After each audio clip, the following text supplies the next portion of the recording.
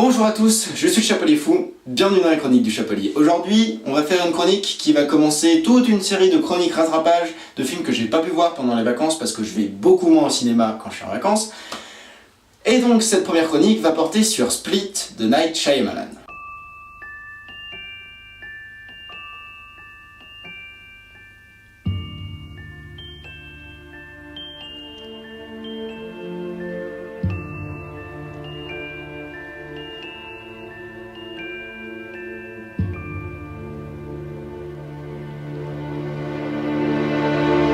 Split, c'est un film avec James McAvoy, avec Anya Taylor-Joy et avec Betty Buckley. Kevin est un jeune homme qui souffre d'un trouble de la personnalité multiple et qui a déjà révélé 23 personnalités distinctes. Le problème, c'est que certaines de ces personnalités semblent vouer une espèce de culte étrange et malsain à une 24e identité hypothétique qu'ils appellent The Beast, la bête en français. Elles vont enlever 3 adolescentes et les séquestrer dans un sous-sol, ou une espèce de sous-sol. Et donc, au fil du film, on va apprendre pourquoi, et donc on va en apprendre un peu plus sur ces personnalités et sur leur fonctionnement.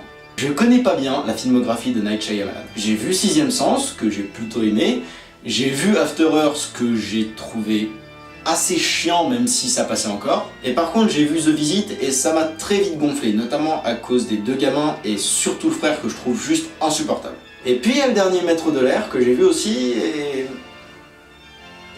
on en reparlera une autre fois, je vais sûrement faire une vidéo exclusivement consacrée au sujet, un de ces quatre. Et du coup, quand j'ai entendu parler de Split pour la première fois et que j'ai vu la première bande-annonce, bah je savais pas trop quoi en penser. Parce que bon, tout ce qui est trouble de la personnalité multiple, et c'est pas de la schizophrénie contrairement à la croyance populaire. La schizophrénie, c'est par exemple le fait d'entendre des voix, alors qu'un trouble de la personnalité multiple, c'est vraiment plusieurs personnalités, limite plusieurs personnes qui cohabitent dans le même corps. Je trouvais l'idée vachement sympa à la base, d'autant que, bon, Shyamalan, même si il se fait descendre en flèche depuis ces dernières années par toutes les critiques, bah, il est bon là-dedans, il sait bien manier tout ce qui est psychologie et esprit des spectateurs, donc il y avait moyen d'attendre un truc sympa. Donc les bases du film, oui. L'idée de prendre James McAvoy, qui est à mon sens un des meilleurs acteurs de cette génération, pour jouer Kevin et donc ses différentes personnalités, ça oui, carrément. Par contre, dans la bande-annonce, il laissait aussi entendre qu'ils allaient partir sur une espèce de truc surnaturel, comme quoi les personnes, et notamment donc la personne atteinte de troubles de personnalité multiple, développerait une espèce de pouvoir surnaturel un peu bizarre de transformation physique, enfin c'est chelou, et ça déjà de base, je sentais que ça allait être trop pour moi. Du coup, forcément, quand j'ai été voir Split, bah je savais pas vraiment à quoi m'attendre, je craignais un peu ce que j'allais voir, mais au moins j'avais vraiment envie de découvrir le film. Et bordel, ce film est tout simplement génial. Déjà, la réal de Shyamalan est super efficace. Là, on retrouve vraiment du grand Shyamalan sur son propre terrain et c'est juste terrible. On a des plans, des visuels, des idées graphiques qui vont toutes du fonctionnel au génial. Même au niveau du générique et de l'introduction qui sont en fait multipliés par 24. C'est-à-dire que l'écran se sépare en 24 portions dans lesquelles sont écrits les textes qu'ils veulent mettre, donc par exemple les noms des acteurs ou le nom du réalisateur, un peu comme ça. Il y a aussi beaucoup de visions à la première personne, des panoramiques très rapprochées, principalement centrées sur des personnages qui sont effrayés, ou alors qui sont menacés, ou alors qui essayent de s'enfuir par exemple.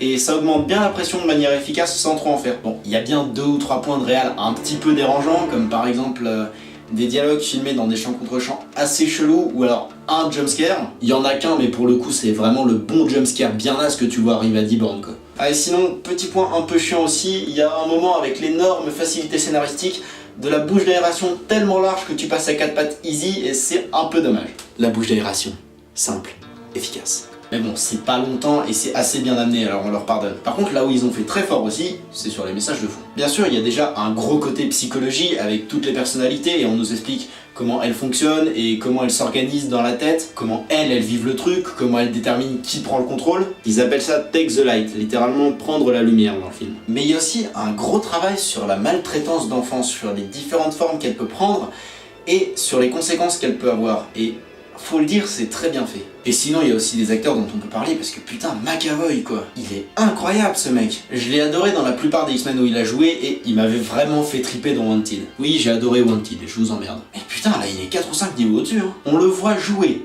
pas moins de 8 personnages différents dans un seul film, et il arrive à jouer les 8 personnages différemment. Et il y a certains moments où son personnage change de personnalité d'un coup comme ça, et juste par le changement de son expression faciale, on peut déterminer que c'est plus du tout le même personnage, que c'est plus la même personne ni la même personnalité. C'est juste incroyable. C'est absolument dingue. Si ça, c'est pas un vrai talent d'acteur, je sais pas ce que c'est. Bon, évidemment, il n'y a pas que lui, mais c'est vraiment sa prestation qui marque. Il y a aussi Betty Buckley qui joue bien, mais c'est rien de fou. Et je vais pas trop m'attarder sur Anya Taylor-Joy, parce que même si dans l'ensemble, elle se débrouille vraiment très bien, il y a 2-3 moments, notamment dans des moments où, je sais pas, elle est sous pression.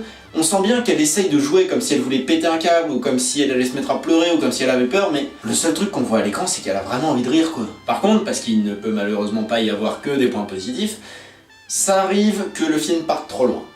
Genre, beaucoup trop loin.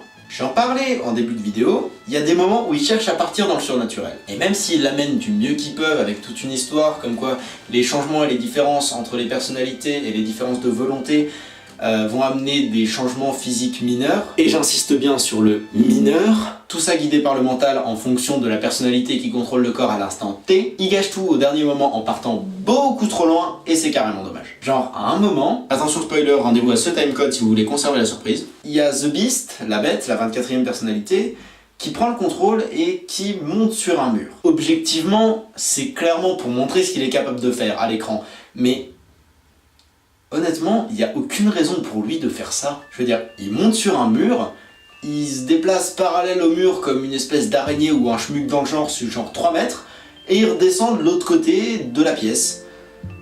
Alors que franchement, il n'y avait rien qui l'empêchait vraiment de juste marcher de l'autre côté de la pièce. Mais pire, à un moment, toujours sous influence de la bête, le corps de Kevin se prend 2 balles de fusil à plomb, à bout portant.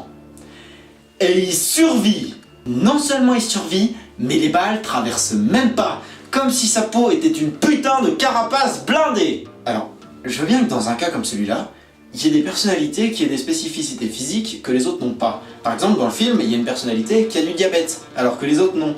Et ça c'est cool, c'est bien, c'est plausible, parce que ça vient du cerveau. Enfin, ça dépend du cerveau. Je veux bien qu'il y en ait des plus fortes que d'autres, parce qu'objectivement, le corps est capable de la même force brute, mais selon les différences de personnalité, eh bah, ils vont l'utiliser à un potentiel plus ou moins élevé. Par exemple, la personnalité d'un enfant de 9 ans n'aura pas la même force utilisable que la personnalité d'un haltérophile de 40 ans. Donc même si leur capacité musculaire est la même, leurs forces seront différentes. Mais que la peau d'une personne change d'épaisseur au point d'arrêter 2 putains de balles de fusil à pompe à bout portant, là je dis bullshit. Bullshit. Mais bon, à part le fait qu'à certains moments ils partent un peu, beaucoup, carrément trop loin, dans l'ensemble ça reste quand même génial. En plus les dialogues sont vraiment très bien écrits pour la majorité d'entre eux, il y a vraiment des symboliques super efficaces, le scénario est cool et très bien construit, c'est dynamique, c'est bien rythmé, c'est intelligent. En plus il y a même un caméo de Bruce Willis dans son personnage d'incassable à la fin, enfin bref. Le moins qu'on puisse dire, c'est que Shyamalan n'était pas super bien vu du public ces dernières années. Mais là je crois bien qu'il vient de se racheter. Il signe son grand retour dans un domaine qu'il maîtrise et ça se voit. Je ne peux que vous conseiller ce film, perso je pense que vous l'aurez compris, j'ai adoré et je vous invite à aller le voir si vous pouvez. C'est déjà la fin de cette chronique, si elle vous a plu n'hésitez pas à mettre un pouce bleu, si elle vous a pas plu n'hésitez pas à mettre un pouce rouge, si vous avez des avis à donner, des questions, des interrogations, mettez-les dans les commentaires, c'est juste en dessous, c'est fait pour ça. Je vous propose aussi de vous abonner, d'aller faire un tour sur le reste de la chaîne. Évidemment, n'oubliez pas non plus d'aller faire un tour sur la page Facebook, le lien sera juste en dessous dans la description. Et bien sûr, n'oubliez pas de partager la vidéo un maximum, c'est ce qui donne de la visibilité et qui fait vivre la chaîne. Moi je vous dis à la prochaine tout le monde, ciao!